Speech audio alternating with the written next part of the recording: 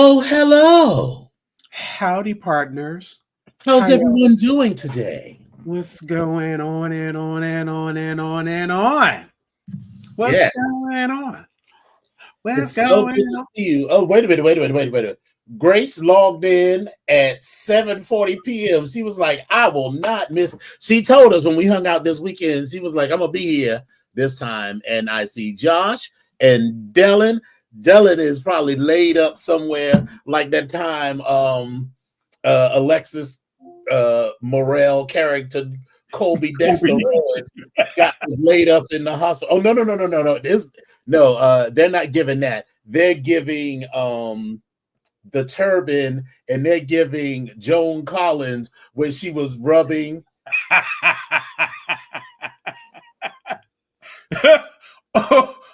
Or what was the other one? It was somebody from Designing Women, I think, broke their leg or something. Was it Delta Burke? It could have been it could have been Suzanne. It probably was Suzanne Sugarbaker, yeah. Cordless Scrappy. Yes. And so we got Dylan and Eccentric and Greg and Cortland. Cordy Lynn.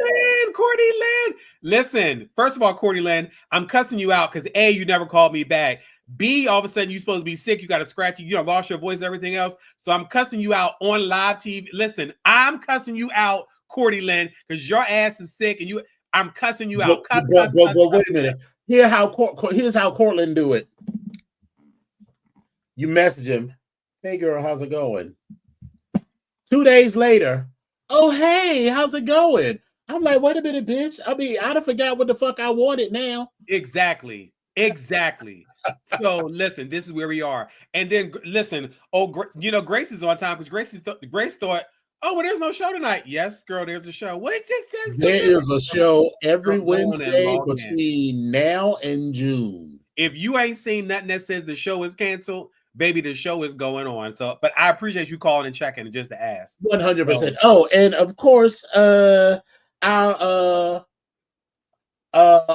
super fans are starting to show up. I see Lola, and Lola was like, oh, wait a minute.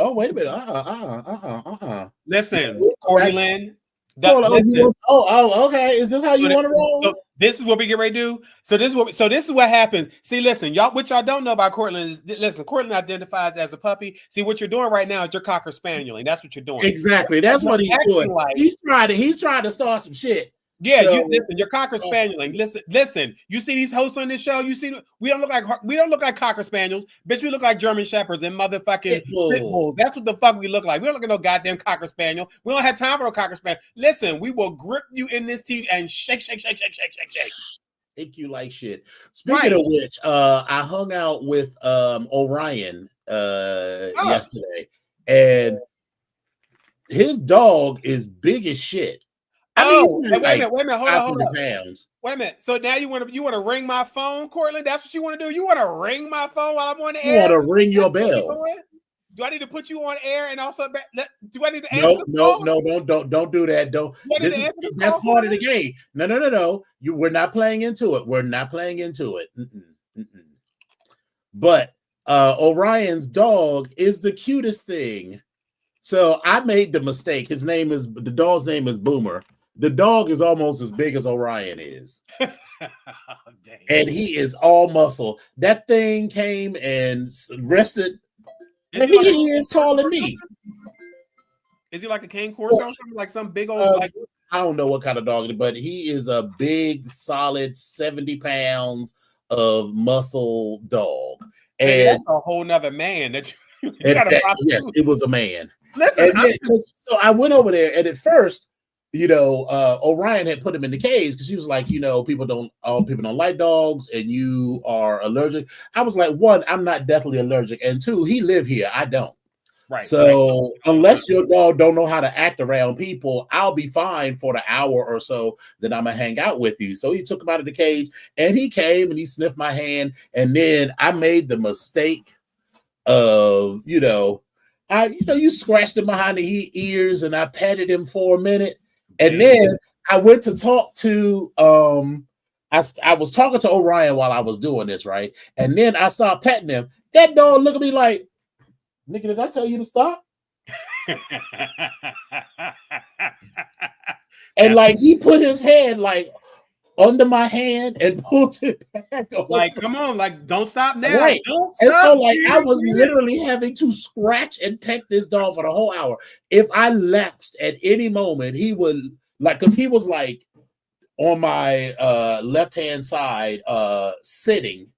On sitting on his back haunches with his legs up, and so I would be passing him or sometimes scratching him under his chin. And anytime I stop, he'll look up at me like, "What's up?" and tell you to stop. And then I would keep doing. He'd be like, "Yeah, you better." But listen, again, 70-pound dog. I complain about my child's cat food being like $20 a bag. I'm trying to keep her, real healthy and all that good stuff. And I switched to the cheaper version, which I realized that she's gained a little bit of weight because I went down. That see, you know what you're doing. You're doing the same thing. The kids be like, "Why is my daughter gaining weight?" And I'm like, "Girl, let me see what's in this cup." Listen, I realized this is Snapple, honey, and they be like, "It's juice, bitch." There is no juice in a Snapple. But that's what I realized. You were not giving that dog real food. You were giving him a cat. You were giving him animal byproducts. That's all that it is. And sawdust. But listen, here's the thing. Listen, Daddy, that shit is only $20. That shit is only $1 a can. First of all, she gets dry food. We don't do wet food in this house. Secondly, I did have to come down from the. Why don't you get wet food? I don't do wet food. I don't do wet food because A, it's messy and I feel like it attracts bugs. Number one. Okay. But that doesn't necessarily mean that if you have like rodents or whatever, they won't eat the dry food either. But listen, that's why she's here. So would you pick your poison? You gonna try to get this food, or you gonna try to get these paws? What you gonna try to do? So exactly, bougie girl. You Kool-Aided the damn cat. I did, and I felt so bad. You Kool-Aided and ramen noodled the cat to death, and then you like, why is this child fat? Because you don't feed him nothing but Kool-Aid, ramen noodles, hot dogs, and chicken nuggets. And don't forget the little hugs. And the little hugs. Right, Corlidge? She got the cat food from the dollar store. Listen, all I know is I was like, okay, so girl, we're going to have to, because I've noticed, I was like, why is she, because the vet keeps telling me, well, she's a little small for her size, but it's okay. And I'm like, okay, I'm noticing she's real lean. But then I was like, my baby's gaining a little weight. And I was like, oh, I got to change this food. I was like, we got to go ahead and we got to double up the price to give you better food. Because listen, that's what we're going to do. And I feel like it lasts longer too, but that's just my own personal statement. Yeah, because the more expensive food is probably not quite as tasty. So they're not gobbling it down. Just like, if you fill the menu with fruits and vegetables, they're not gonna gobble that down the way they're gonna gobble down a 6-piece nugget and French fries. Listen, this is what we're doing. So I've noticed that. But again, we'll mix it up. Speaking of the devil, what you want, girl? I'm on air now. Come on, baby, get on out of here. Thank you so much, sugar. But yeah. Josh says, I'm just going to put this here. Chewy. I know that's a brand of pet food, I believe. No, I think that's the place that you can order from for the pet food, I believe. Oh, I thought that was a brand. I don't know. I don't have a pet.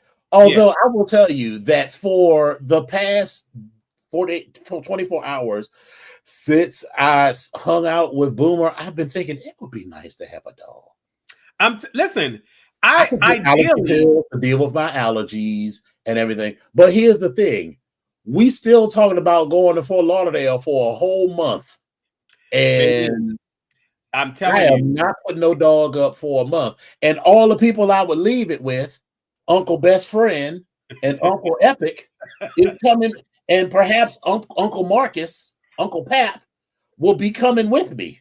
Right. All I know is it is a lot. And again, it's the emotional. Listen, I love my best friend to death, but baby, when I tell you, I was sharing with y'all how I just couldn't get myself together when I left my baby, and I was gone. I couldn't get myself. He's hypogenic. Pick him, but I mean, baby, are you housebroken? I mean, I'm not quite sure yet. But I mean, Cortland is on the list because we had that conversation, and I did feel, and I forgot all about it for whatever reason. My schedule was all, but Cortland's on the list, and we had this conversation. So, but I feel like I definitely know that we will make better choices the next time. So yes. So for this month, I may be having a combination of a house sit, go to visit type of situation. So we'll see what that is. I got time. Oh, well, that's nice. I've got, listen, I want to put it in the chat so it's memorialized.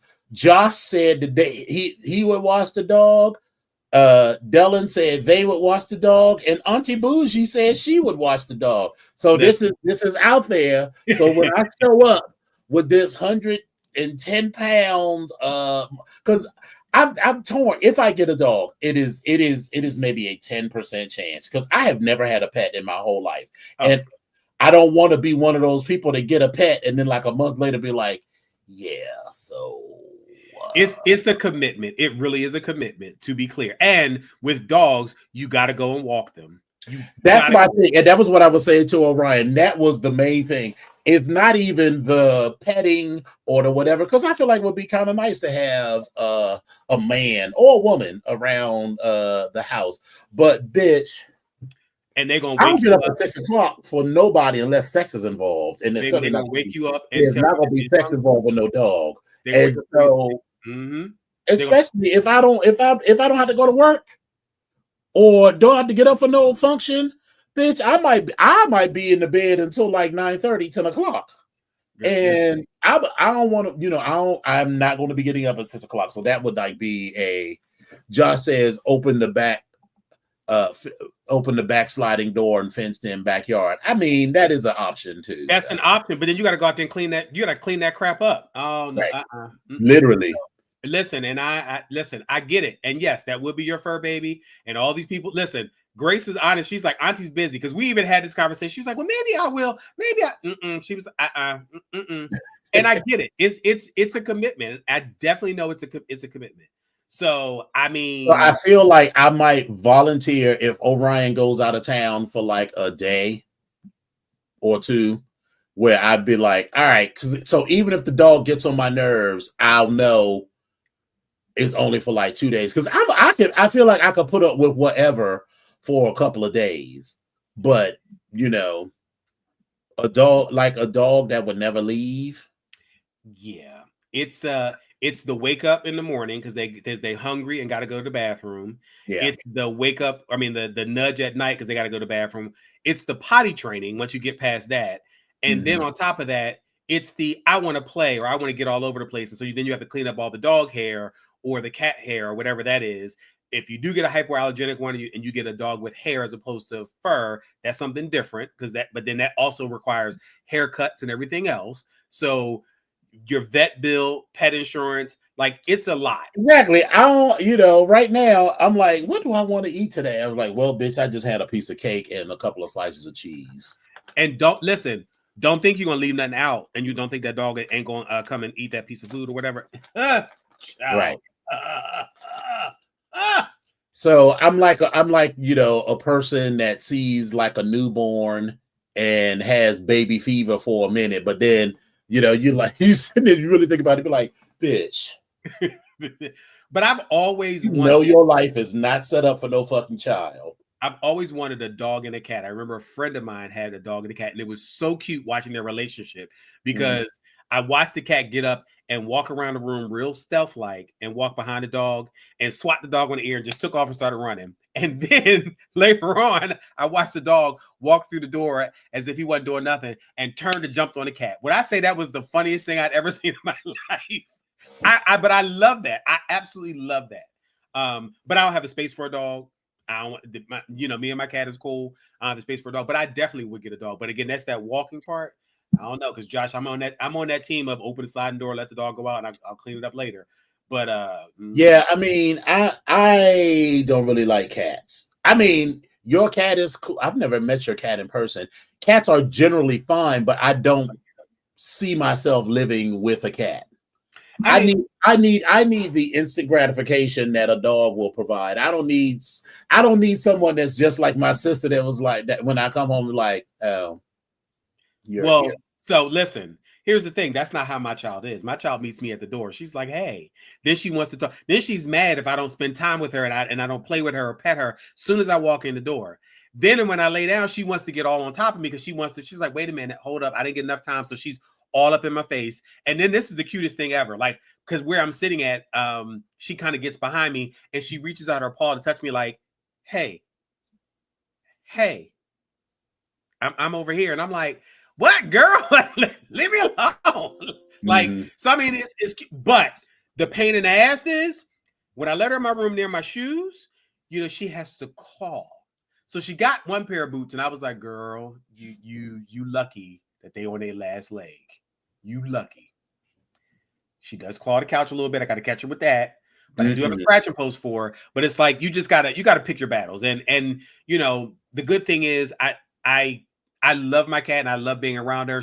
But she's a pain in the ass sometimes when I'm like at dark o'clock in the morning. I'm getting up to go pee because she can't come in my bedroom. That's what I've decided. But as soon as I open that door, she comes running. Then she wants to come up to my legs. First of all, I can't see in the dark. And she's walking around. Move! Because when I put this foot down, I don't want you to listen. But other than that, it's all gravy. I adore her. I adore her. She gets in my windows. I leave her up a little window to look at. She good. We good. But again, everybody's different.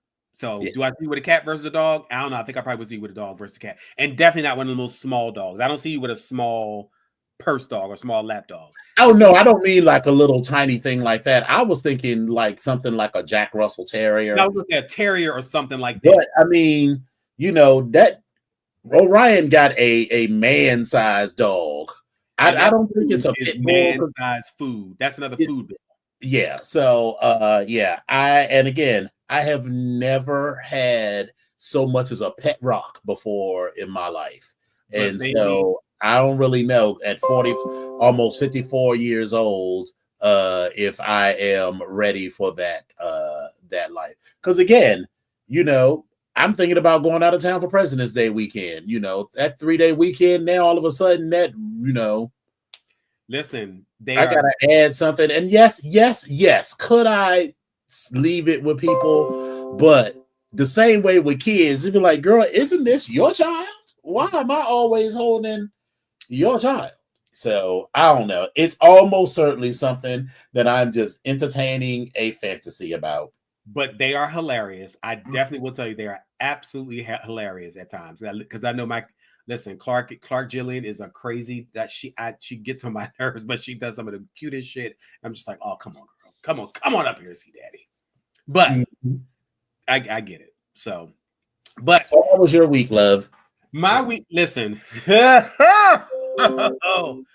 Black Degree Factory has been black degreeing, and it is getting on my nerves. And factoring. And factorying. Oh my God.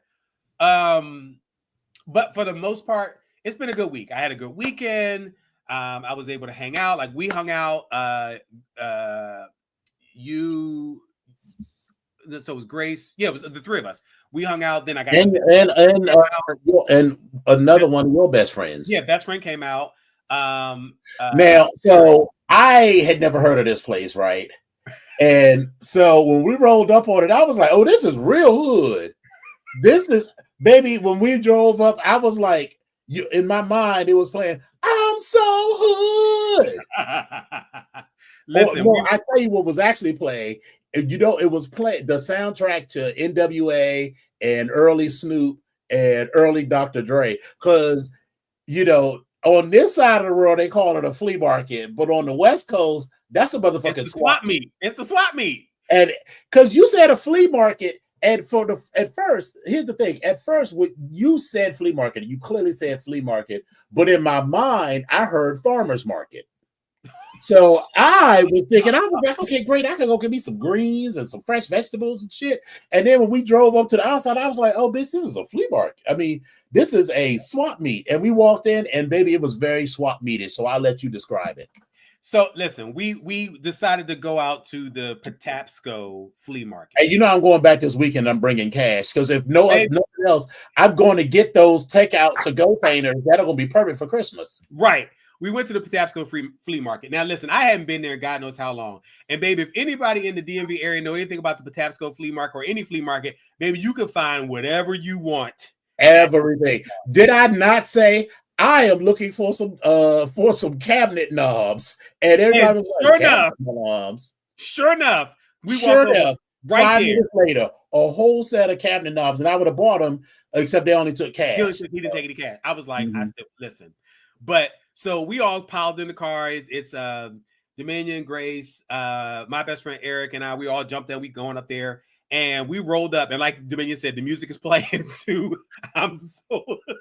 We had to pay our quarter to get up into the spot. Right, and that was the other thing. So they walked in. It was like, oh, you got to pay a quarter to get. I was like, I was very reluctant to give up my quarter because that is my Aldi quarter. But you know, in my bag, I keep a specific quarter that I use when I go to Aldi. And sometimes I give up that quarter when someone, you know, because you know, someone will be like, hey, can I get that basket? Yeah, if you give me a quarter. Now, sometimes I get a basket that already has a quarter in it. So then I will pay that forward. But bitch, I'm not just giving away a quarter. But anyway, so we had to pay a quarter. And they put a little white dot on your hand. I was like, well, bitch, this is easily you know, you can counterfeit this real easy, but I'm gonna leave that alone. So anyway, so you pay your quarter to get in, and you get a little white dot from like a white magic marker on your hand, and then we start to walking around. So listen, if you know anything about the Patapsco flea market or any other flea market you go to, baby, you can find whatever you want. And this is in Baltimore. As you're coming into Baltimore off of 295, it's right off of the exit, right before you get to downtown Baltimore. So if you're coming into Baltimore from DC, you can take the Westport exit and then continue straight, which will run you into the main road where the Patapsco Flea Market is. And I know where it is, and I know how to get there. I just can't tell you what the main road is at this particular point. But again, it's not really on Patapsco Avenue. Yeah. Lola, I'm about to put it in the chat. But so, like I said, we walked in and anything and everything you can find. So we that's the address, 1400 West Patapsco Avenue in Baltimore. It's actually called the Patapsco Market. They got a website, patapscomarket.com. Okay. You can find clothes, you can find TVs, you can find DVDs, you can find equipment, you can find household wares, you can find everything and anything. Like, if you need some lotion, tools, personal toiletry items, right? Like everything, like cologne, like you can find everything. Now, you also find these are always probably where some of the knockoffs are, because back in the day, there was a time where in the DMV area there was this cute little Louis Vuitton Fendi hat scarf situation. I love that little thing with the fit. Listen, $20, and you walk around with your bendy and Vuitton Latin, and you know. But listen, it was cute, so you can find whatever you want. So I just, again, for a nostalgia sake, I hadn't been out there so long. I want to see what's going on, and I know people that go out there regularly for stuff because it's cheaper. So all of your personal products, toiletries, whatever, toothpaste, body lotion, scent, candles, lashes, all that. Yeah. So there was like a whole booth.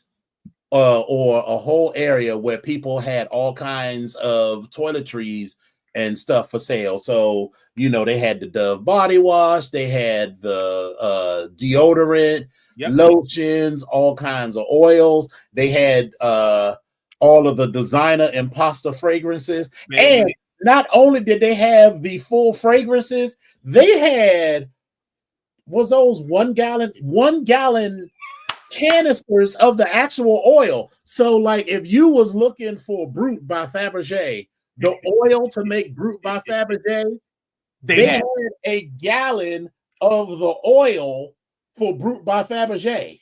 The one that one, but that's my point. Like they had like a whole store that was just those 1 gallon containers of the oil, not in the oils that you make. So baby, if you bought that and some alcohol and put them in little atomizers, baby, you could make your own fragrances.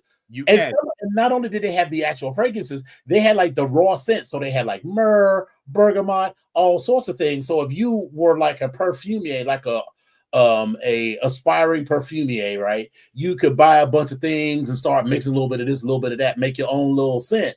Absolutely. So, but all of that stuff was there. But the 1 cent was, what was it? Sweet Daddy. What was it called? Sweet Daddy, Pimp Daddy. What was it? That one long cent? No, it was that's an actual cent. It was called Sexual Sugar Daddy. Sexual Sugar. I have Sexual. I was wearing Sexual Fresh that day. So Sugar Daddy is a lot sweeter. Yeah, Sexual I like. I remember getting it at Macy's. It was amazing, and I think it's an amazing. And they had that whole fine. They have Sexual, the original one, right?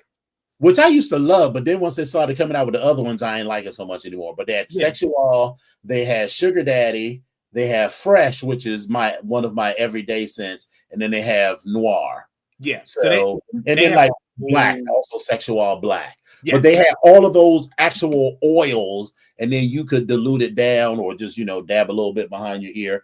But I mean, obviously, all that shit is knockoff. I mean, you're not actually getting it from Michel Germain himself. So, you got to be careful because you put that shit behind your ear and your ear might break out a little bit. So, you know, they even had, so everybody's there being an entrepreneur. They're selling their stuff. So, even had a young man that was making fragrances, and he had one that was named after Michelle Obama.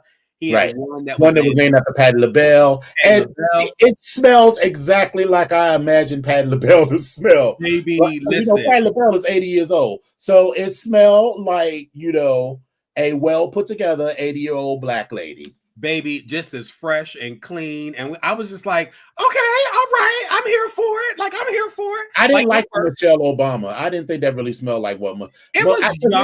Michelle Obama, I imagine, smells like rich. Well, this was, I thought it was young and it was fresh. And I said, okay, I got that. And it was young and fresh relative to Patti LaBelle. Well, yeah, goal, but again, that's what. So I kind of liked it. It was different. So Patti LaBelle was definitely giving old school 80-year-old black woman. You know, imagine what a good smelling 80-year-old black woman in church smells like, and that's what it smelled like. But it was cute. But so we walked around the flea market for a while. Then my best friend had to leave out early because he had to be at work, so we wound up leaving. But then we wound up, the three of us. Dominion, Grace, and I, we all wound up going out to Timonium. Timonium to the Overstock outlet, which is a furniture overstock spot. So when hotels, when hotels either close early, or they also had like a bunch of stuff for hotels that never open. So basically, they sell the stuff. And so they had like a bunch of mattresses. Now, listen, those are brand new mattresses. You are not buying used mattresses, but a hotel will buy 500 mattresses. And if they don't need the mattresses, they will sell them. Or they had like headboards and dressers and all kinds of stuff. Baby, I'm about to go back this weekend. In fact, I need to talk to Josh because, I need to go and buy these 2 leather headboards. It's going to be part of the revamp of the Gay Boy Mansion the bedroom in the Gay Boy Mansion. So listen, but it was a lot of nice stuff. And I went out there specifically looking for something that I know where I want. I know what I want, but it checked the boxes, but there was one that it kind of didn't check. And it was like, do I really want to kind of make this? And like, am I being anal about it? Because one side is facing one side, facing left versus facing right. And so I was kind of sad about that because they were beautiful. And I thought they served my purpose, which is they were not designed to be on either side of a bed. They were designed they were all like left facing. Right. So there was like a wall on one. So it's a tall sort of etagere that was open on one side and had a wall on the other side. And so the open side would fit, looking at the bed, it would fit nicely on the left side of the bed, but it didn't have a mirror image on the right side of the bed with the wall on the other side. Right. So if you bought both of them or a pair of them, one person would have open storage. They'd look over, you'd be in the bed and you look over to your right, actually, and you'd see the open storage, but the person sleeping on the other side of the bed would just see the wooden wall side of the cabinet. So that was the quandary. And I was like, well, maybe I could still just get them. Then I could do some of the construction. Then I was sitting there saying, like, listen, I'm not doing all this. Like, I'm not getting ready to cut no shit apart. Because at first I was like, hold on. I was like, I am not doing all this extra shit. And Hold on, wait a minute, I'm bitch. pretty crafty. Wait a minute. I'm pretty crafty and pretty handy when I want to be, but baby, that's not what I'm going. That's not what I. That's it was too much because you would have had to like trim up the wood and then get like edge molding to try to match, and it just started to feel like a big project, and I still haven't got that that handkerchief apron yet after 8 years. So listen, when I'm in the mood, I'm in the mood. And the other part was this is where my "how you doing" was gonna come out because I wasn't doing all that shit. I don't feel like it. But when I feel like it, you was about to get on TaskRabbit and ask a homosexual to do it. Yeah, like that's the business that we should open. He was like, ask a homosexual. And we can hire Josh and all of these crafty bitches to do. I mean, because I can craft a little bit because I'm about to buy 2 of those headboards and turn it into one big one and make it all work. Baby, listen, I got big dreams, and I can sell it. I can listen, but sometimes I don't want to do all that. I don't want to do all that cutting and shit. And the sad part is, let me be clear, I literally can work. I know how to work some shop equipment, so I'm not. I mean, I did this before, so it's not really a big deal. But I don't want to. I don't want to do all that shit. Then I got shit all in my hair. And all. I don't want to do all that. So, but yeah, so that was a cute little fun adventure. And then we went to a little diner and had a cute little Nautilus diner. It was called. Yes. Let me tell you how Dominion ordered a Bloody Mary and fucked this Bloody Mary up in like 4.2 seconds. I was like, damn, bitch. I was like, did the celery even get soggy? Like, bitch, what the? I was like, what the hell? But listen, we ate down. You're right. Because for some reason I was super hungry. Baby, I even fucked that limp ass celery up. Baby, it was gone. The cup was just sitting there, just like shivering, like, oh my God, it happened so fast. I've never been sucked down that fast. But yeah, we had it was good. We had a good time. And baby, and then I had a waffle with butter and syrup, and I just knew. And we left there, and then we went to Fresh Market because it was in the same. Yes. We was out by Tyson. We wasn't in Timonium. We were out in it's Maryland, but it's the name of the tongue. Towson is where we were. Because that's where we were. We were at the Towson Town Center. That's where the Fresh Market and all that was. Right. Because that's where I went to. There's a Sheraton up there that we used to do events at my old job with, up in the Cut, which is a cute little hotel, actually. But we could talk about that afterwards. But yeah. So the Fresh Market, and so we were talking about because I think I had a BLT, which was actually really good. It looked tasty. It was a turkey club. It was good. It was a turkey club, I think it was. And we were talking about chicken salads and stuff like that. And so that's when Dominion was talking about the Fresh Market. And I remember I had been out to that one before. But we went, and when you purchased the chicken salad, you got 4 croissants. Baby, listen, I have 1 croissant left, and today is what, Wednesday? I was actually I should make a bread pudding with those croissants.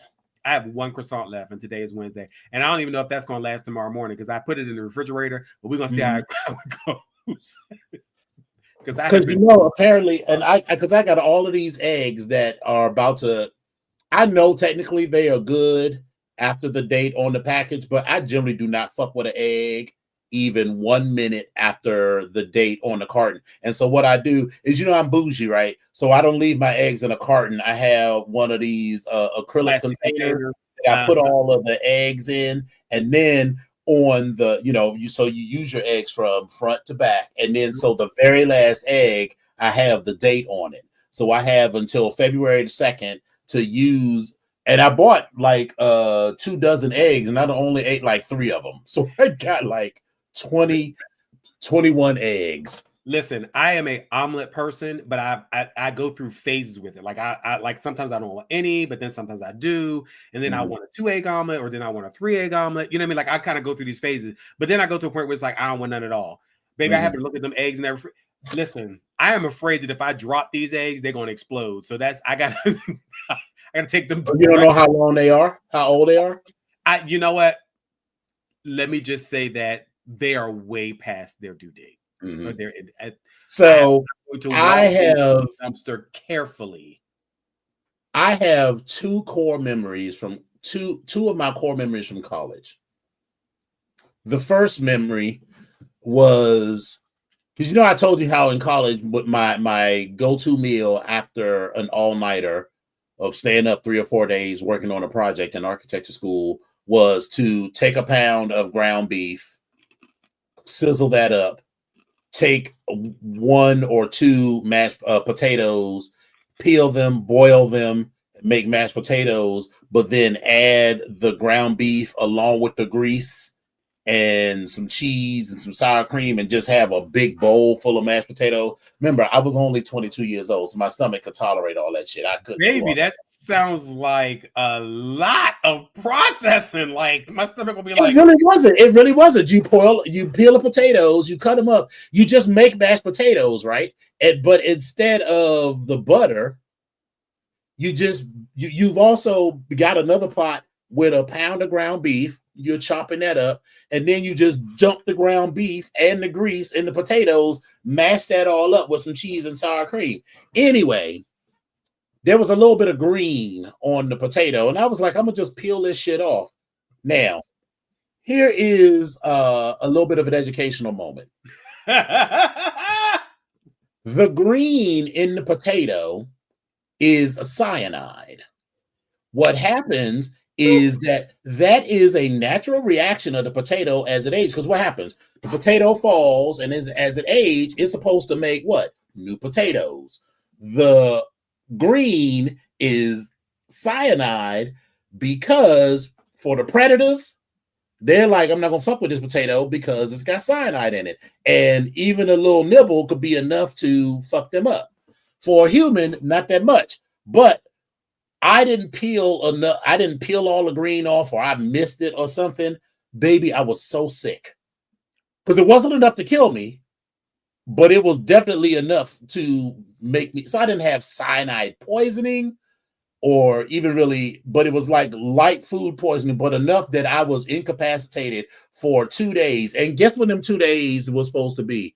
The day when I had to be out of that fucking house. Bitch, you over there trying to kill yourself. That's what you doing. Bitch, you was trying to kill yourself because you didn't get a fucking A or something. That's what you doing. Bitch, you was trying to kill yourself, wasn't you? No, I was not. And then, so that's the first one core memory. The second core memory is me and my best friend in college. We had this apartment, and I made some scrambled eggs, and we didn't know the date on them. And here I am. I done made these eggs. They smell fine. I'm eating them. They taste fine. And then all of a sudden, my stomach was like, gurgle, gurgle. You know these eggs ain't right? Gurgle, gurgle. You know these eggs. And eggs instantly come out of you. Instantly.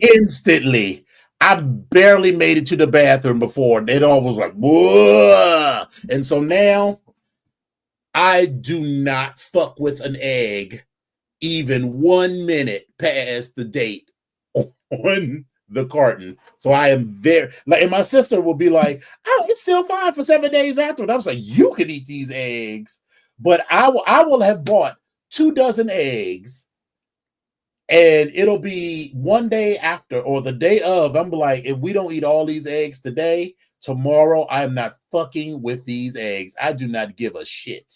So listen, can I tell you that, there's a way that you can really see if eggs are still fresh. I know you can float it, do all that bullshit. I ain't doing none of that. Okay. All right. So for those of you that don't know, it's the float test. If you put an egg in some water and if it sinks to the bottom, it's fresh. Right. If it floats, baby, be careful. Be careful getting that bomb about your house. I'd rather just find a reason to do it. So like I said, I am going to make that bread pudding. So that's 6 eggs. Well, it's only 4 croissants. So it'll be like 3 or 4 eggs right there. The rest, I might make like a sheet pan omelet, or maybe I'll make a cake. That's right. I need to make a cake for Violet's bake sale. So I'll just make a cake and freeze it and then frost it later. Okay. Well, that's an option. Yeah. Maybe some good old croissants, though, make the best French toast, though, as far as I'm concerned. They do. So, but my croissant's not going to last that long because I'm going to fuck that thing up tomorrow. So, yes, I'm going to make like an apple cranberry bread pudding. That sounds cute. Mm-hmm. That sounds cute. But after the Fresh Market, we then came on back home. We called it And baby, though I was good, but I knew I should have warned you that the moment I got in that car, it was a whole wrap for me. Because after walking around at the spot all day, the Bloody Mary, this French toast, not French toast, but this whole waffle. You know, when I make a waffle, right, the waffle has to be, I'm not just, let's just pour a little syrup over each. No, every cell in the waffle has to have butter and syrup in it. You saw me. I took that thing of syrup and I was like, a little bit of syrup in each one of these things. So my waffle was nice and soaked with butter and syrup. And so, but wait a minute. All this to say that when his ass got in the car, because I drives like a bat out of hell. And so as I'm driving, because he done moved up to the front in the co-pilot seat, mind you, the co-pilot seat. Grace, I said to Grace I was sitting in the back, but she said I want to sit in the back and stretch my feet out. So this was Dominion the entire ride back. Probably actually 15 minutes into the car ride, he was like this.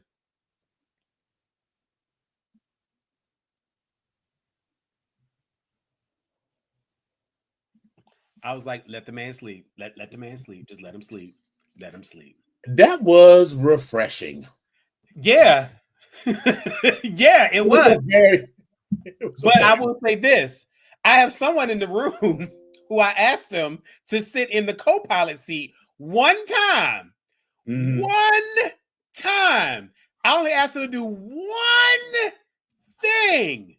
And I'm going to set the scene for you. Picture it.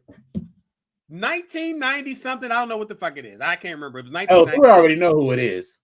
And on top of that, I'm driving and we done been up all night having big fun with the wretched all night long.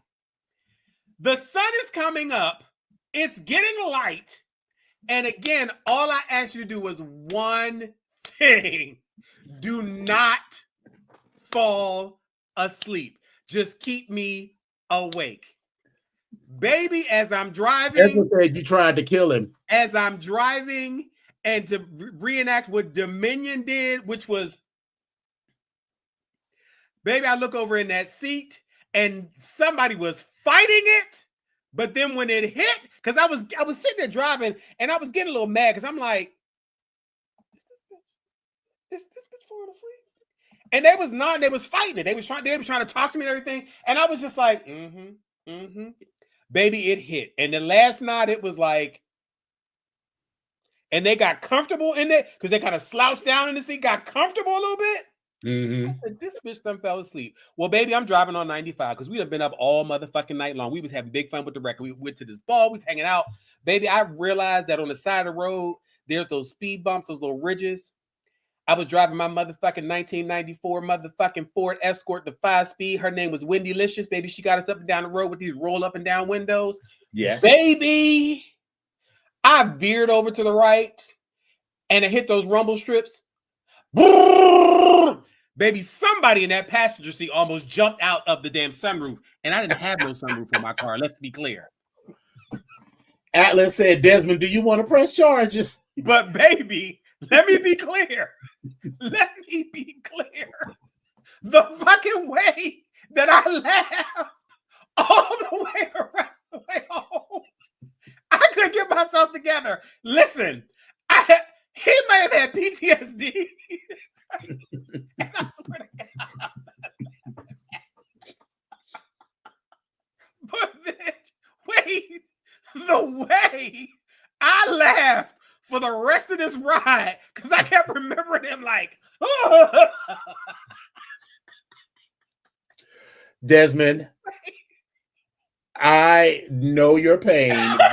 Because here it is. Picture it. It was on I-95. It had to be on I-95. This was 1995. So me, my two best friends in college, who was also my roommate, and one other person, two other people. So we had rented a van to drive up from Tallahassee to State College, Pennsylvania for our fraternities convention. Y'all remember I'm in this coeducational fraternity. So it was me, my two roommates, and these two other women who were also in the fraternity. So we had this rule, right? There's the driver. The person sitting next to the driver is the next person to drive. So I drove the first round, and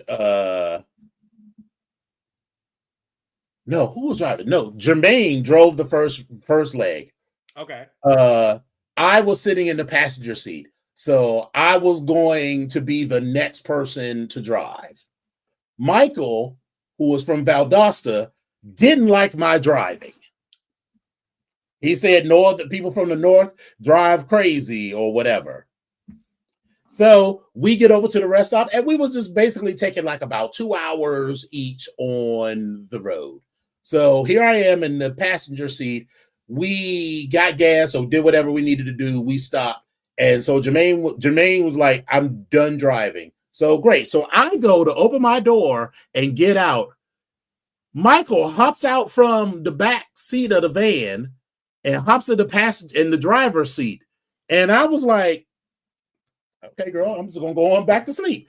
And here we are riding down the road, and everybody is asleep, and all we hear is bam!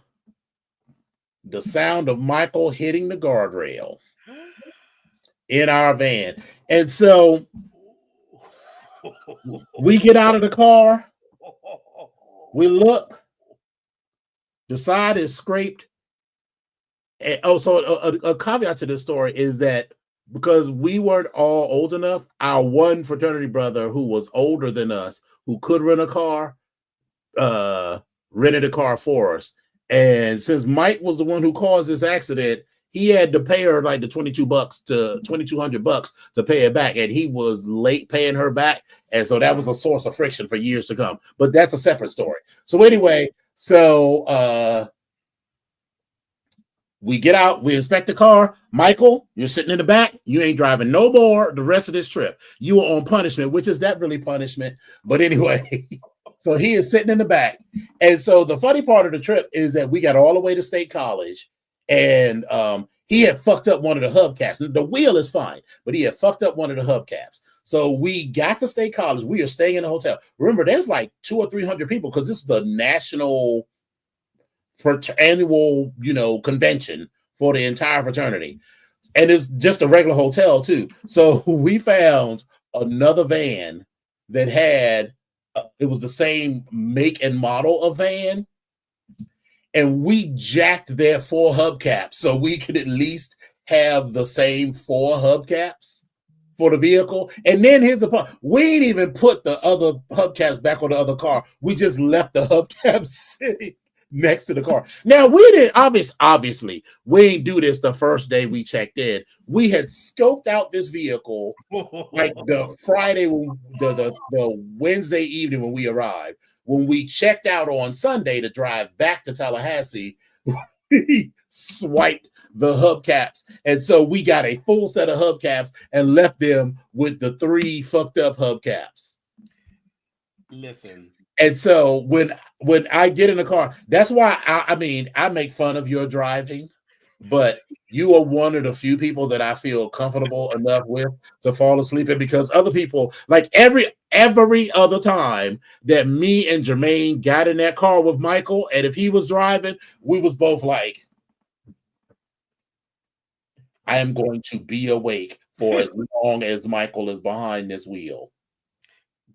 Listen. But now the funny thing is, now it's so funny because even after all these years, because the other part of the story is somebody would say somebody would say they didn't have no driver's license. They wasn't old enough to drive. So therefore, everybody that was older should be driving. Now, oh no, she likes to drive. She likes to drive. And I'm like, oh, okay, what's cool. Listen, I will sit right in this passenger seat. Mm-hmm. Mm-hmm.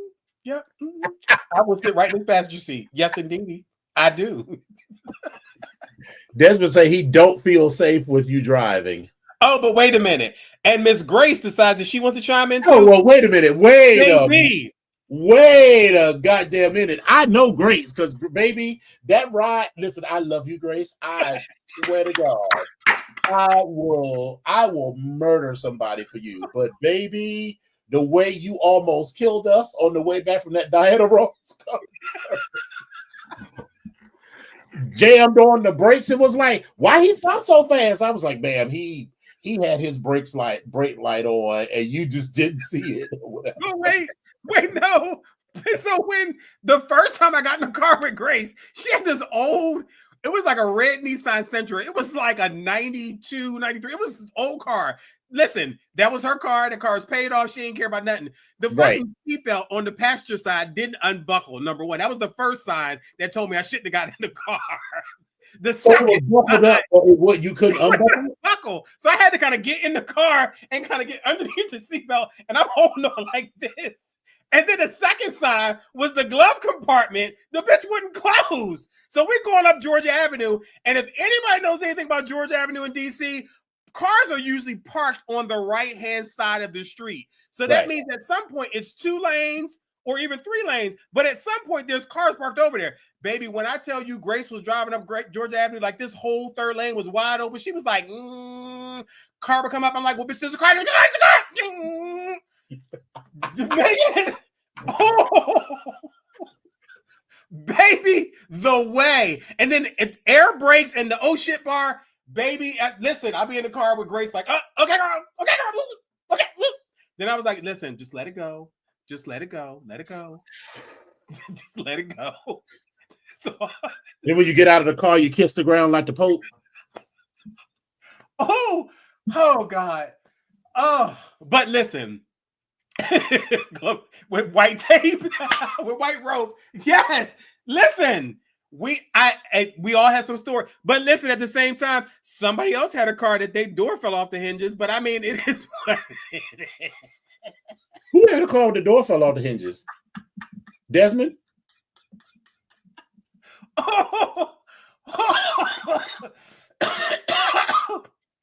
And then somebody else that I know had a car that didn't have no damn heat, and they jerry rigged a blow dryer. Oh, what?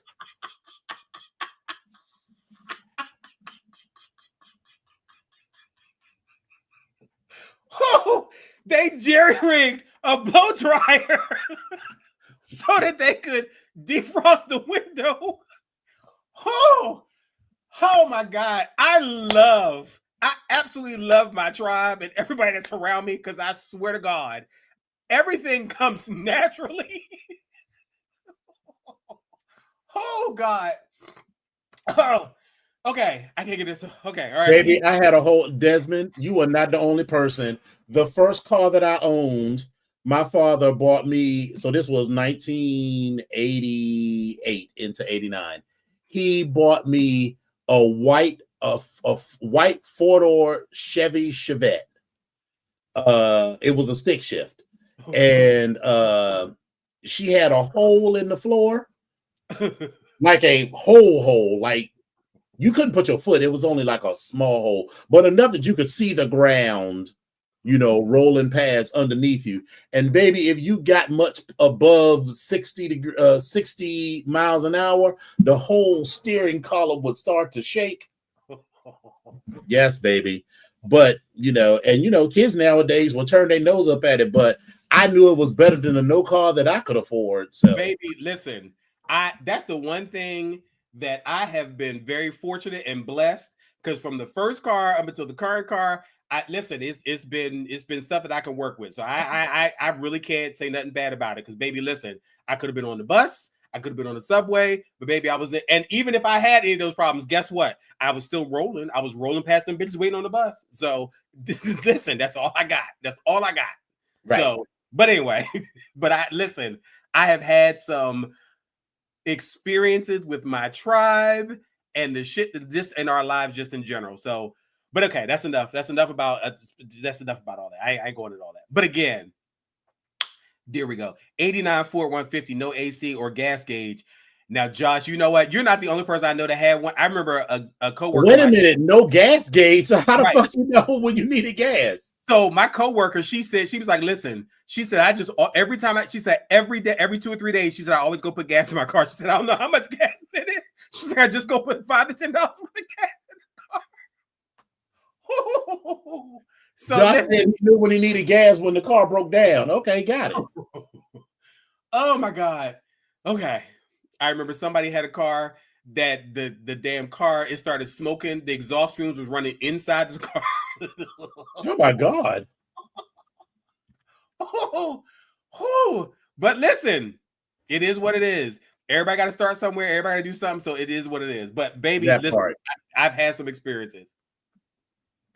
Well, we got plenty of TikToks, but we're only going to get into a few on this one. Oh, so bitch. So now she wants to talk about this.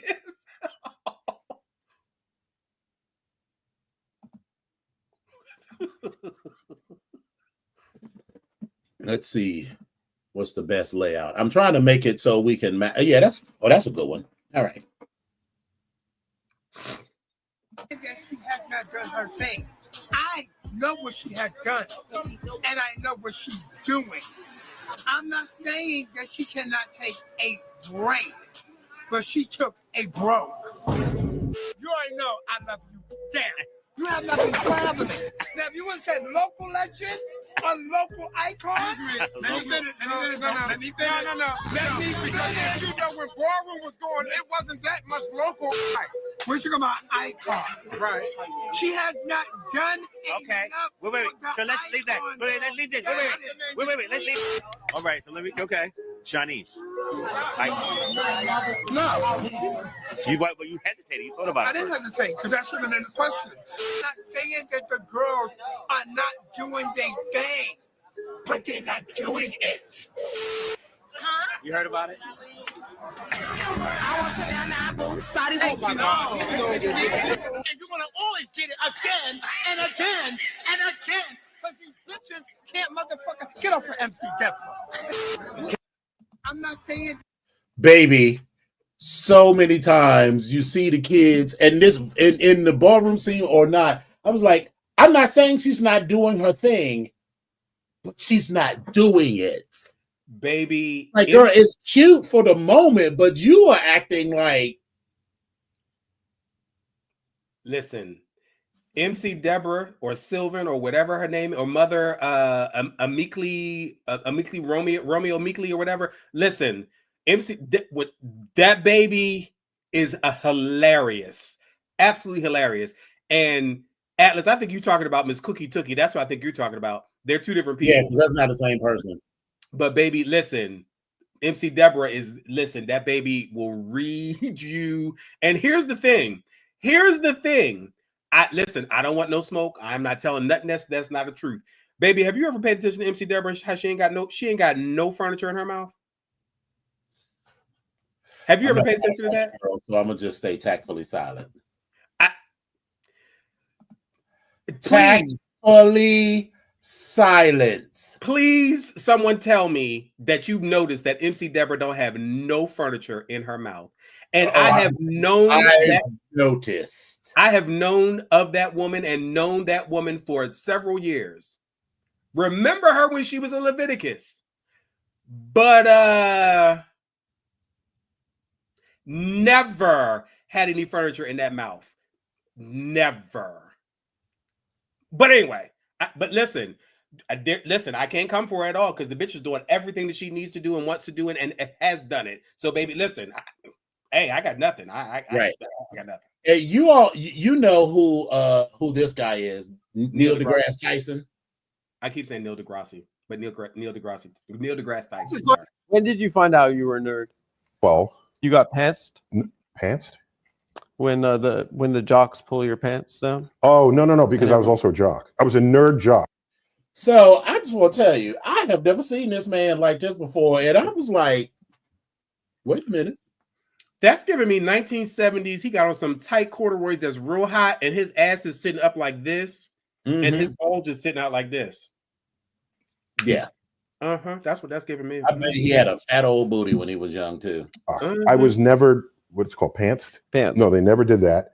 Nor wedgied. You never got wedgied. Never. No, because I could just kick their ass back. You know, back then it was common to imagine what superhero you wanted to be. Yeah. I wanted to be defender of the nerds. If there's a nerd in trouble. Yeah, I didn't really care about none of that. I was just like, God damn, I didn't realize he was, you know, he was a cutie in his youth. Listen. He was a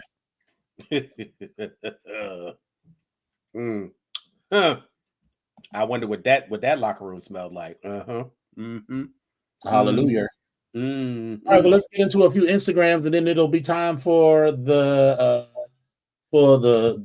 stories. A few couple stories.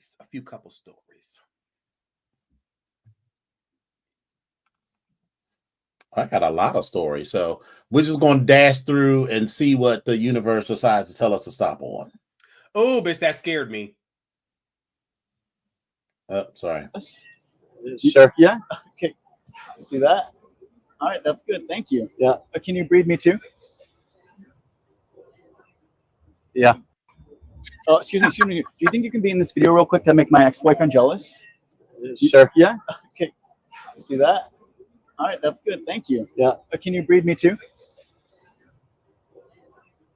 Yeah. It was the briefest of hesitations. Baby, he was sitting there thinking like, do I really want to say this? And do I say it? Okay? Because this is what I feel. So I'm going to go ahead and say it. Yeah. Right. Yeah. So I just saw something moving in my refrigerator that shouldn't be. Hold on, there it is. There it is. So it's moving right there. I seen it. Hold on. You know what it might be? It might just be like one of these kind of just shifted and moved. But I could have swore I saw something moving. Yeah, no, I don't see anything else. I'm looking in the reflection too. I don't see anything. Oh, what was that?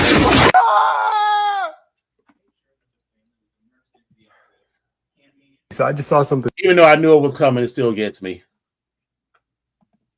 One of them. Imagine being told to pay child support for a kid that is not yours or go to jail. That was the order the state handed down to a Detroit man. So today he turned himself in, but here's what happened when 7 Action News reporter Kim Russell went with him to court. Carnell Alexander walked into the Frank Murphy Hall of Justice knowing in moments he could lose his freedom. I stayed up all night, couldn't sleep, thinking about it. Carnell is a wanted man because he refuses to do what the state orders and to pay child support for a child that DNA tests prove isn't his, a child he doesn't even know. I haven't even had a chance to really speak to him except for one time when we took the DNA test. Nonetheless, right now, under the law, he's a deadbeat dad. Today, he turned himself in to the judge as ordered. Scared because I've been before this judge before. But this time he had attorney Cherika Harris, who volunteered to help after seeing his story on 7 Action News. The judge said he will not go to jail for today. Thank you. Thank Ms. Harris. And hope that we can resolve this soon. Yeah, that was a lot. Baby, can you imagine? Right. And not only is it not, it would be different if you had been raising this child as your own and then you find out, but he has never met this child at all. And has a test to prove. Hey, how are you? Good. How are you? You actually really cute. Can I get your number? I would never give my number out to someone who works at the Dollar Tree. Okay, yeah, says someone who's getting conditioner from the Dollar Tree. This is $1. I hope you know. $1.25. Also $1. This is actually better than most of the name brands. Bar soap, but also $1. Moisturizing hair lotion from the Dollar Tree. No wonder your hair is dry and ashy. Mega bowls from the Dollar Tree. Food, dinner. You hella bold for saying what you said to me. Buffalo style chicken and mac and cheese? You can't cook? Man, it actually tastes kind of good. Like, this bitch can't cook. Thank you for not giving me your number. Thank you. What are you talking about? Ma'am, just hurry up and give me that $7 you about to spend. I know that's going to break the bank.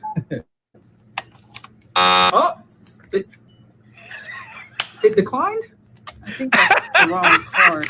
Like how you declined my number? The wrong number. Oh, guess who has money? 9 to 5 guy, me with the Dollar Tree dog. Yes, I could afford this. On the house. Take it. Man, where you going? No, the bus isn't running this late. Assuming you don't have a car. Hey, how are you? Good, how are you? I mean, you know, when you try to get cute with the girls, and you know your shit ain't together.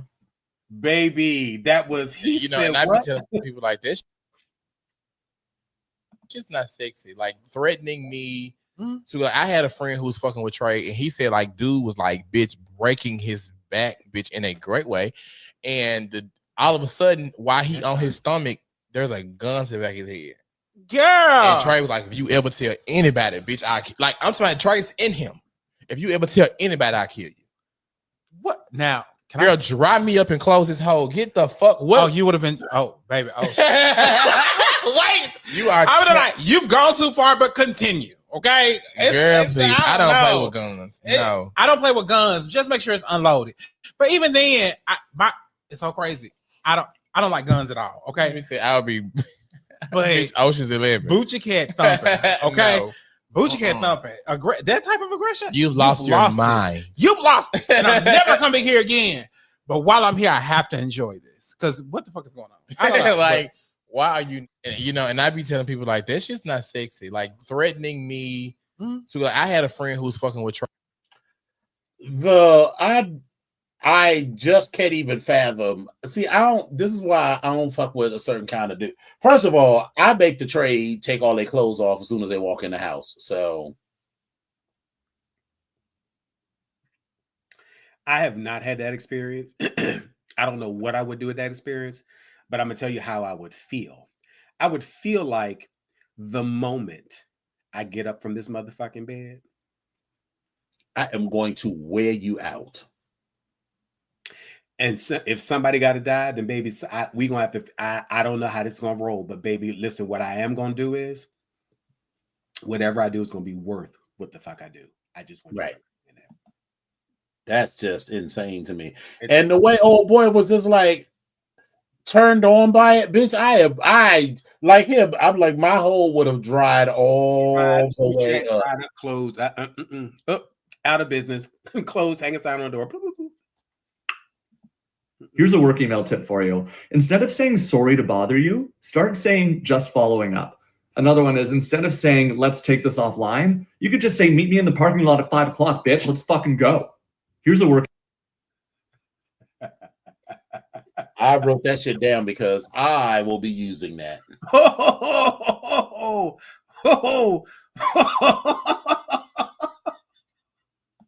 If you got offered $100 million right now, but you had to text someone, and if they do not answer within a week, you win that money. Who are you texting? I know. Answer number 1, Epic Onyx. Number 2, Scrappy. I was just about to say, now Scrappy is going to wait a while to text you back. You Don't too. act like you ain't going to. No, bitch. I'll respond back relatively quickly. Shit. How many times have I texted you and you've been like 3 days later, you've been like, oh girl, I'm just now seeing this. Now wait a minute. Text messages or sending me something on social media? Because for text messaging, I usually respond. No. If you say Instagram messages and all that type of stuff, someone, bitch, I would be $100 million richer. Listen, I will own my tardiness in a lot of ways, but maybe I do try to respond. Now, not a week. Maybe don't be tardy for the party. Don't be tardy for the party. You have no real power. Exactly. That's why I need you. Think of your future, dearie. Baby, that's how I am at work. I'd be like, bitch, you don't do nothing around here, do you? Wait a minute, Bougie. I know. Wait a minute. Hold up. Stop the press. I know that she did not push her fingers on the keyboard or on the phone to move that sure thumb. Did. She sure did. What? When was the last time we saw Bougie Girl? When was the last time we saw Bougie Girl? Was she was here last week, right? But then before that, how many weeks have we seen Bougie Girl? Go on. I plead the 5th. Carry on. You didn't watch the videos? I did watch the video. It's also a dishonor to the black. I want you all. I thought you was riding with me. What else? I've never seen nothing.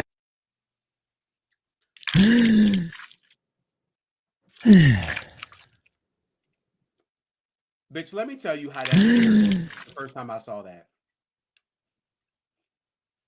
Scared me. Yeah. Legitimately scared me.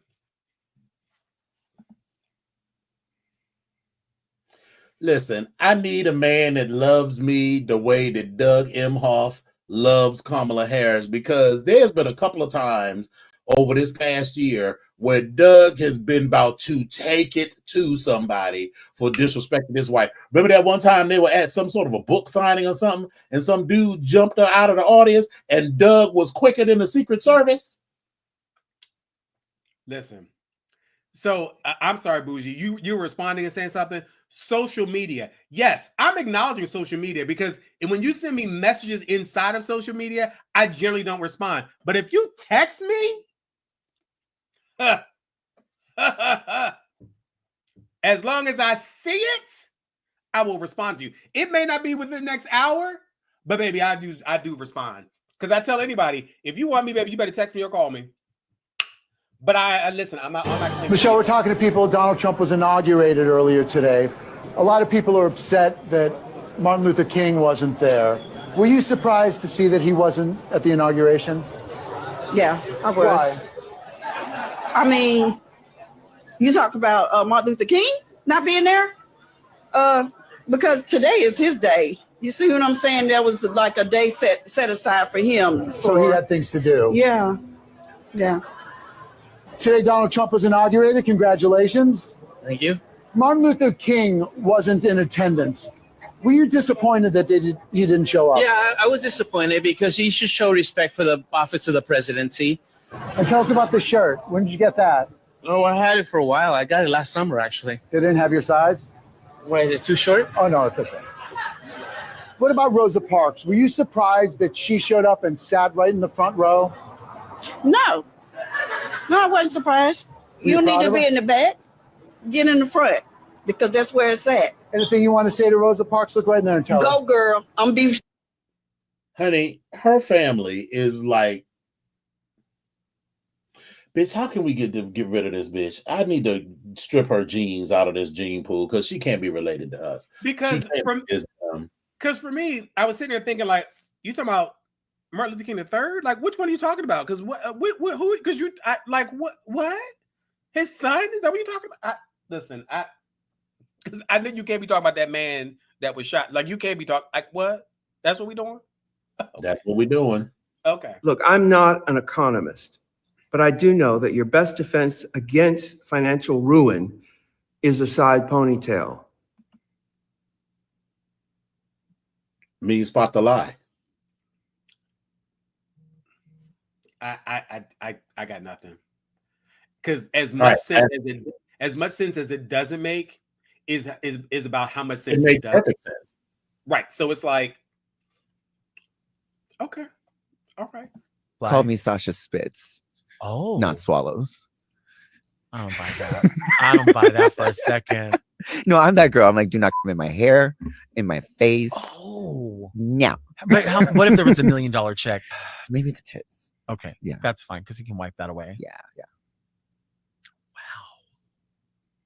I'm stunned by that. I'm thinking about that now. Not in your hair. No, oh my gosh, that's the worst. Did you have a bad experience, or you've just never experienced? I'm just that girl. Like, don't grab my hair. Don't like. It's going first. It's going in a bun. I'm a Hawaiian girl. It's gonna go in a bun. When I eat it, it's the same way as I eat my food. Top in knot. A bun. But what about if they want to see all the hair? Like, they didn't pay the booking fee. Right, right. Yeah. You don't get the whole Sasha Colby experience. You get Sasha Holby. Sasha Holby. Call me Sasha Spitz. I mean, listen, but it's Delta's face where she's going through this exploration. She went through a dirty. She was like, "You don't swallow." What? What? It was like Delta could not even fathom a bitch that don't swallow. But then when she said they didn't pay the booking fee, she was like, "Oh, okay, now I get it."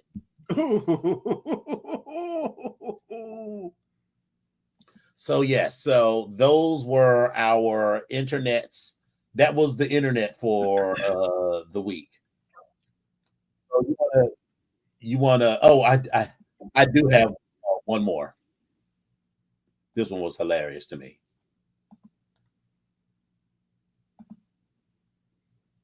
Hey. I know you're frustrated, okay? I know you're having these big feelings that you don't know what to do with.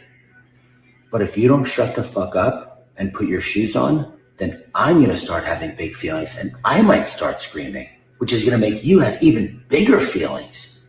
Isn't that scary? Yeah, so let's slip those Crocs on, okay? Hey. Baby, I felt that. So one of my coworkers said that one time. She said, I cannot, this fucking gentle parenting is getting on my fucking nerves.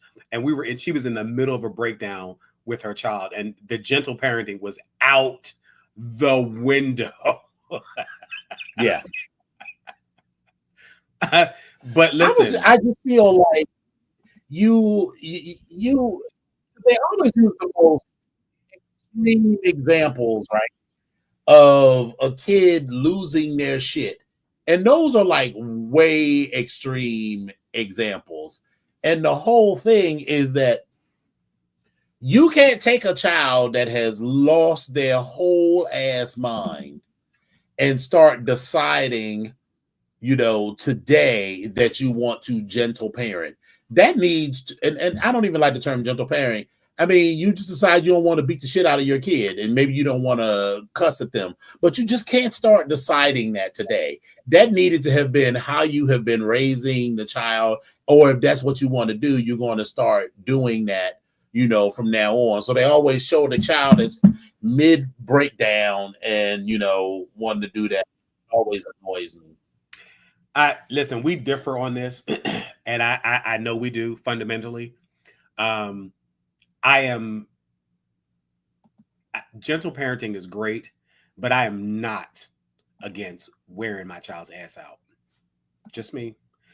There's a time and a place for everything, and it may be my last resort, but I'm not above it at all. That's just me. Epic Onyx, child abuser. All right, so we'll get into the your stories. Yep. So here we go.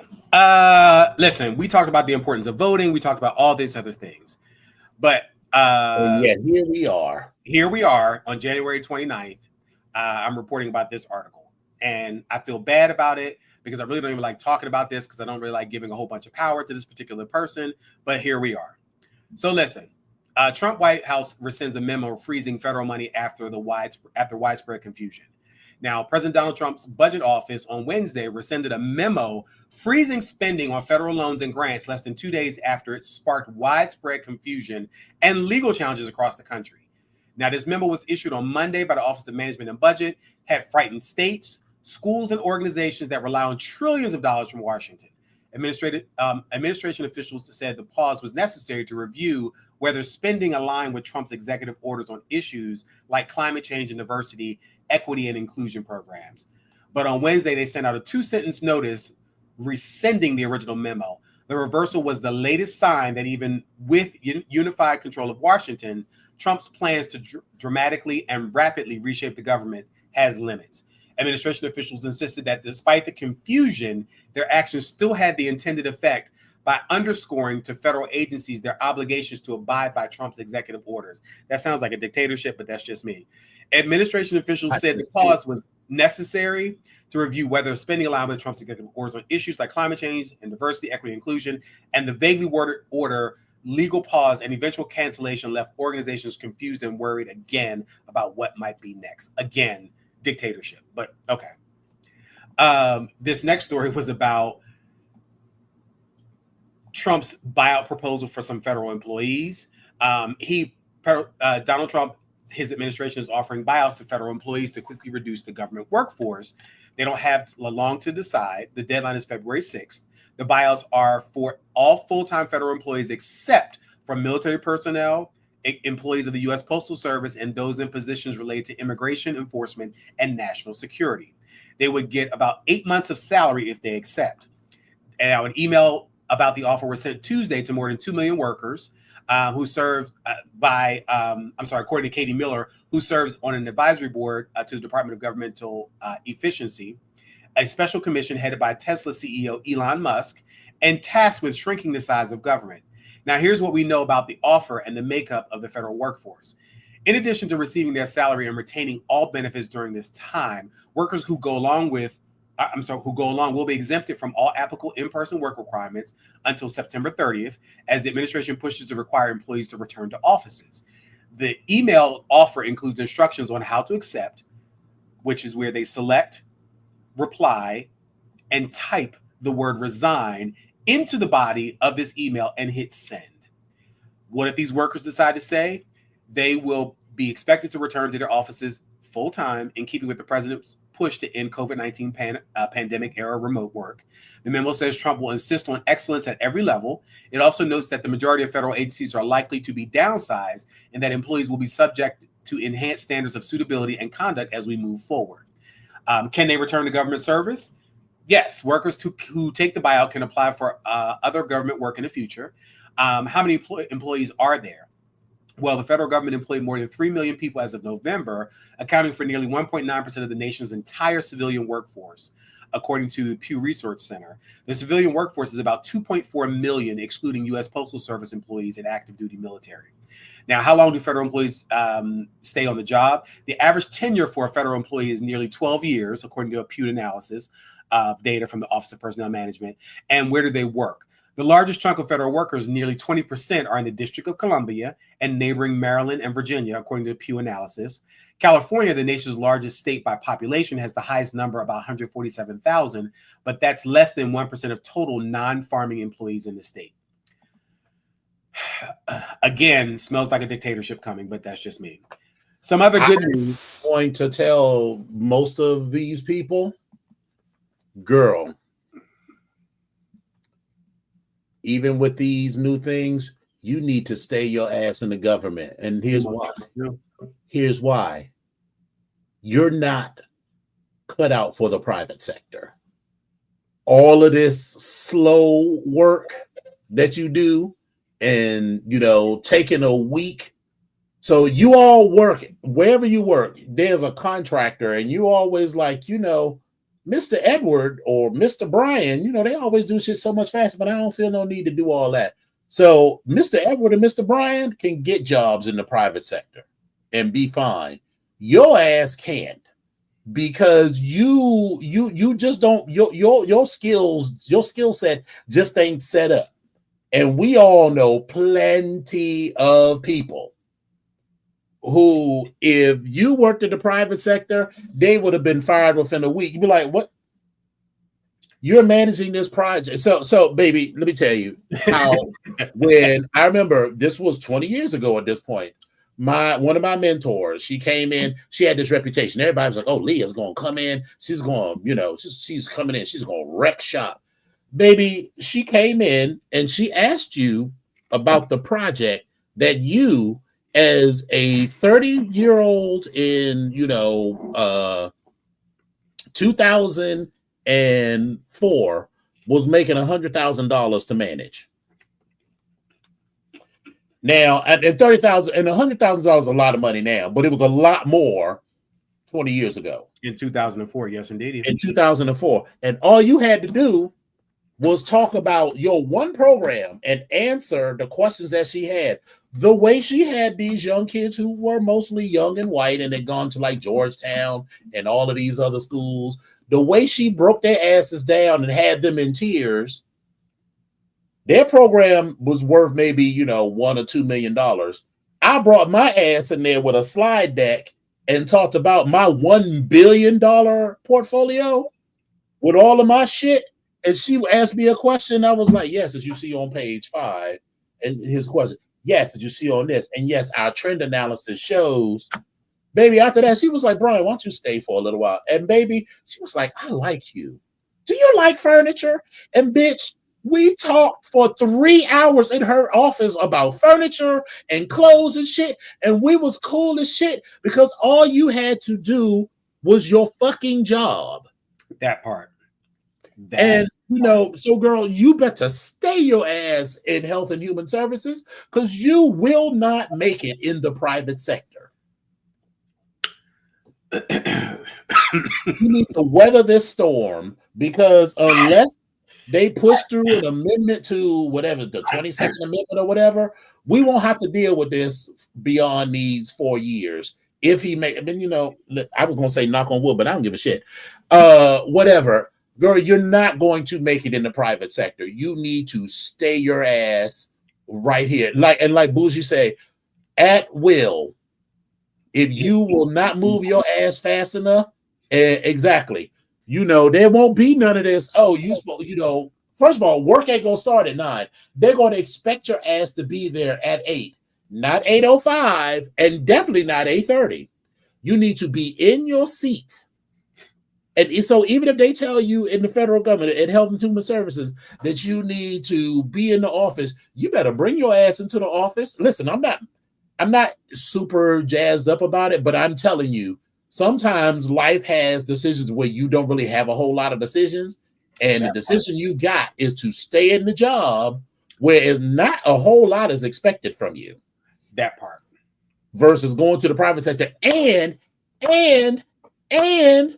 wherever you live, if a bunch of people quit, you have just flooded the job market with a bunch of people looking for jobs. And so let's say you do make $100,000. All these companies working to hire you are capitalist firms.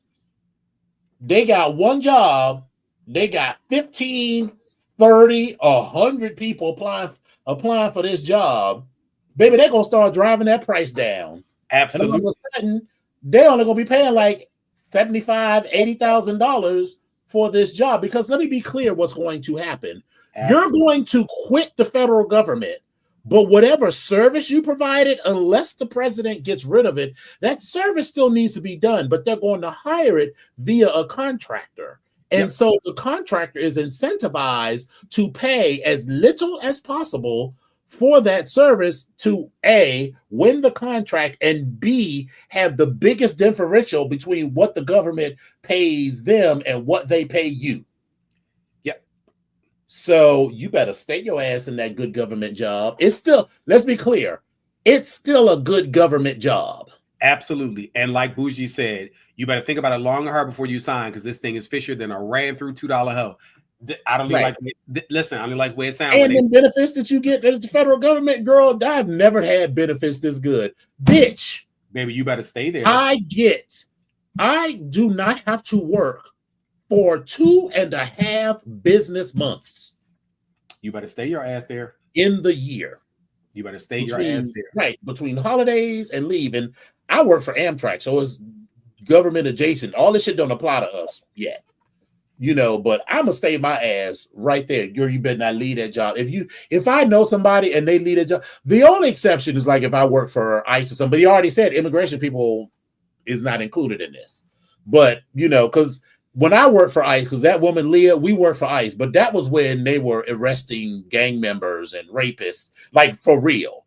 Like they wasn't fucking with people working in the hotel or the people, picking fruit. That they ain't even look at them. They wasn't looking at you unless you committed some violent crime or you was part of money laundering or a high-level drug dealer or something. So I felt comfortable working there then. I could not work there now. I'm not shading anybody who does, but that's just my thing. So, but yeah, you better stay your ass in that job. Stay your ass there. But in other news, I wanted to point out, so this, again, we mentioned this last week, but this year we found out and it's been finalized that the Philadelphia Eagles and the Kansas City Chiefs punched their tickets to Super Bowl 59 with wins in the championship last Sunday. The biggest game of the season will take place at the Caesar Superdome, home of the Saints in New Orleans on February 9th, and we kick off approximately at 6:30 p.m. It's going to be available on Fox and also streaming on Fubo. The halftime show, as we mentioned before, was Kendrick Lamar with special guest SZA. New Orleans was originally granted Super Bowl 58, but the league changing the length of the regular season forced it to alter plans, when the NFL went from 17 to 18 weeks, the Super Bowl got pushed back a week and created a conflict that year with Mardi Gras celebrations already scheduled. So instead of the Caesars Super Bowl hosting in 2024, Allegiant Stadium in Las Vegas was the backdrop of last year's Super Bowl game between the Kansas City Chiefs and San Francisco 49ers. The Superdome is an important building to the people of New Orleans and was a place of refuge for 30,000 evacuees impacted by Hurricane Katrina in 2005. They feared the stadium would need to be demolished, but they were able to reconstruct it. The stadium has also hosted events and concerts throughout the years. New Orleans is tied with Miami for the most Super Bowls hosted by a city, with the 8th championship held at Caesars Superdome. The stadium is extending its own record for most Super Bowls hosted by a stadium. So listen, New Orleans is going to be a little off the chain, and we are looking forward to that. I wanted to point out some famous birthdays within the last week. Actor Alan Alda turns 89. Tom Selleck turns 80. Dancer Mikhail Baryshnikov is 77. Ann Jillian is 75. Barbie Benton is 75. Singer Charlie Wilson of the Gap Band is 72. Oprah Winfrey turns 71. Jennifer Lewis is 68. Ellen DeGeneres is 67. Keith Olbermann is 66. Keyboardist Charlie Gillingham of Counting Crows is 65. Actor Nicholas Turturro turns 63. NHL legend Wayne Gretzky turns 63. Singer Jazzy B of Soul II Soul is 62. Guitarist Andrew Ridgeley of Wham is 62. Actor Alan Cummings turns 60. I don't know if y'all remember who he was, Nightcrawler in X-Men. Gospel singer Marvin Sapp is 58. Musician DJ Muggs of Cypress Hill is 57. Rapper Rakim is 57. Sarah McLachlan turns 57. In the arms of an angel. Whatever that sad song she sings. Actor and comedian Patton Oswalt turns 56. Sam Tremmell from True Blood is 56.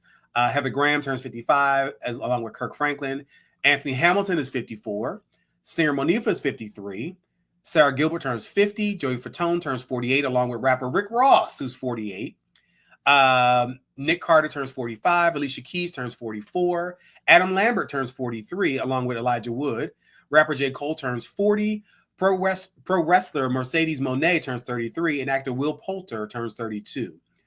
Some other popular and historical birthdays this past week: William McKinley, former U.S. president; J.D. Rockefeller, financier and philanthropist; W.C. Fields, an actor; Thomas Aquinas, Catholic saint; Henry VII, King of England; Jackson Pollock, a painter; Wolfgang Amadeus Mozart, composer; Donna Reed, an actress; Troy Donahue, an actor; Bridget Fonda, who is still with us at 61; Douglas MacArthur, American general; Paul Newman; Eddie Van Halen, guitarist; Virginia Woolf, author; Etta James, the singer, all had birthdays this past week as well. We didn't have any social media slays, and we have a couple of little social news of the weird, and these were posted in the Shepherd Express. There was a Nigerian gospel singer, and I'm going to mess his name up, but it's a Timalean Ajayi, who's 30. He was arrested on January 12th as he carried a bag that contained the severed head of his reported girlfriend. This was reported by the BBC. The bag drew attention of other people who held him in until police arrived. The Nazareth police said that the suspect was found with a fresh human head, and when we got to the scene, we rescued him from being mobbed. Now, other parts of the deceased body were found later at his home. Abby Simon, a friend of the 24-year-old victim, said Ajayi was not her boyfriend. Even if she was his girlfriend, she didn't deserve to die this way. So I don't know what's going through this man's head. It sounds like he may have needed some help. I don't know, but that's a lot. Yeah, that's a lot. This next story, this person had one job. In Brigantine, New Jersey, police were called to her home on Jersey Shore after a neighbor found a toddler wandering around outdoors. The neighbor recognized the child and returned them to their home, where she found the babysitter, Jenna Davison, passed out on the floor. First responders took Davison to the hospital, where it turned out she had consumed a significant amount of the homeowner's alcohol to the point that she became unconscious and unresponsive. She was charged with endangering the welfare of a child. If I was that parent, I'd be trying to kick her motherfucking ass. Yeah. Okay. Last but not least, Victoria State Police in Australia released a video in an effort to identify 2 would-be arsonists who bungled their crime. And this was reported by Yahoo News. In the video, 2 people in dark hoodies attempted to set fire to a Melbourne fast food outlet on Christmas morning, but one of them became engulfed in flames. The footage shows the person removing their fiery trousers and running away bare-cheeked. The other person was seemingly unharmed. Baby. I'm imagining you coming home to your spouse. Baby, why don't you have any pants on? See, what happened was... Stop asking questions. Why you always bother me? See, this is why I never tell you shit. Listen, that's all I got for this week with these stories. But listen, in all seriousness, I'm reporting about these Donald Trump things and about the White House because I don't know if people are paying attention, but I need people to pay attention. These are all of the things that we talked about prior to this man taking all of the things. And there are several other things that we talked about and that mentioned not only on this show, but just in general. Please pay attention to these things that are going on. While it's going to be a long 4 years, we have only just begun. We are not even 30 days in at this point. Are we 15 days in? We're not even 15 days in at this particular point. It's a lot of shit that is happening. A lot of shit. Anyway, I need everybody to be on their P's and Q's with this because we listen. We got to get through this so that we can actually affect some change in the future. But okay, here we go. That's all I got as far as these stories. Yes. So it's been fun as always because I looked up, right, and I was busy working on Onyx stuff, and I was like, oh shit. I started to feel sleepy. I was like, let me just take this little nap. And I looked up, I was like, bitch, it is 7:30. There is no time for a nap.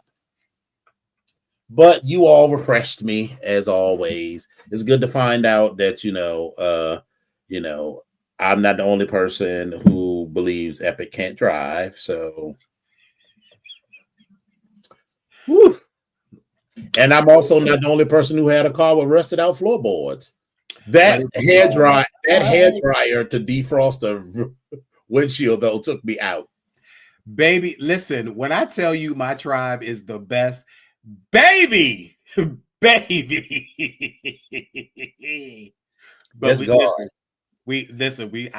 wouldn't trade them for nothing. Sometimes we get on each other's nerves. I know we do, but baby, they the best because if you can't figure it out, baby, we can put some ideas together, we can make it happen. Yes, we can.